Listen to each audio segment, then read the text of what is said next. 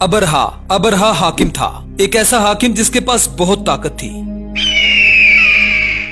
जब इसने काबा पर हमला किया तो अल्लाह ने छोटे छोटे परिंदों से इसके लश्कर को नेस्तो नबूद कर दिया। हजरत मोहम्मद सल्लल्लाहु अलैहि वसल्लम की विलादत से कबल अरब के जुनूब में वाक़े मुल्क यमन पर एक बादशाह की हुकूमत थी। इस वाक़े का जिक्र कुरान की सूरह फील में मौजूद है, जिसका नाम अबरहा इब्ने अरशम था। अबरहा एक नसरानी था जो किसी जमाने में हबशा के बादशाह नजाशी का कमांडर रह चुका था। अबरहा देखता है कि हर साल उसके लोग मक्का की तरफ जाते हैं। वो इन लोगों से पूछता कि तुम कहाँ जा रहे हो। लोग कहते कि हम हज करने के लिए जा रहे हैं। अबरहा ने पूछा कि आखिर ऐसा वहाँ पर क्या है जिसकी वजह से लोग दीवाना वार वहाँ पर भाग रहे हैं। तो लोगों ने कहा कि वहाँ पर अल्लाह का घर है। ये सुनकर अबरहा को बहुत गुस्सा आया, तो उसने कहा कि मैं तुम्हारे लिए एक ऐसा घर बनाऊंगा जो काबा से भी ज्यादा खूबसूरत होगा। तुम लोग काबा के बजाय यहाँ पर हज करोगे। वो एक बहुत बड़ा गिरजाघर कलीसिया तैयार करवाता है। ये इसे यमन के शहर सना में तैयार करवाता है। इसकी वजह ये थी कि वो भी एक ईसाई था।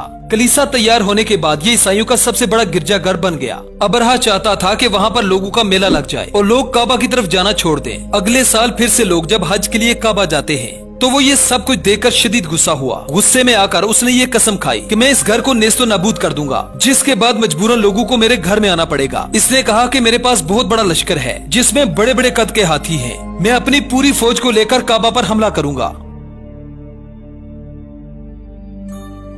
चुनाचे उसने ऐसा ही किया और अपनी फौज को लेकर मक्का मुकरमा की तरफ चल पड़ा। इसका लश्कर बहुत बड़ा था जिसमें हाथियों को भी जंगी महारत सिखाई गई थी।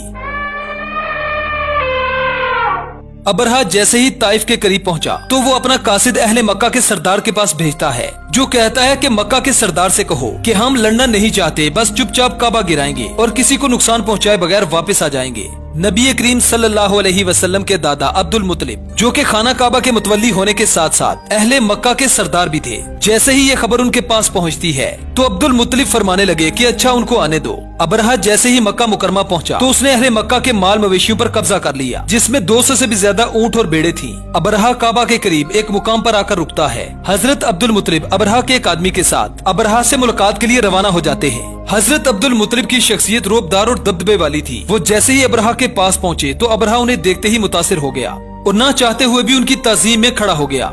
वो आपसे मुहातिब होकर कहता है कि मेरी आप लोगों से कोई दुश्मनी नहीं, मैं सिर्फ काबा को ढाने आया हूँ। इस पर हजरत अब्दुल मुत्तलिब ने फरमाया कि मैं तुमसे काबा के बारे में बात करने नहीं आया, मैं अपने माल मवेशियों के बारे में बात करने आया हूँ। इस पर अबरहा को हैरत हुई और कहने लगा कि मैं तुम्हारे इबादत करने वाले घर को ढाने आया हूँ और तुम्हें अपनी भेड़ बकरियों की पड़ी है। इस पर हजरत अब्दुल मुत्तलिब ने बड़े इत्मीनान से फरमाया कि मुझे काबा की कोई फिक्र नहीं, क्योंकि मैं जानता हूँ कि काबा की हिफाजत करने वाला इसकी खूब हिफाजत कर सकता है। उसे काबा की हिफाजत के लिए हमारी मदद की जरा सी भी जरूरत नहीं, लेकिन मेरे ऊँटों का मालिक मैं हूँ, उनकी हिफाजत का जुम्मा मेरा है। ये जवाब सुनने के बाद अबरहा ने उनके ऊँट वापस कर दिए।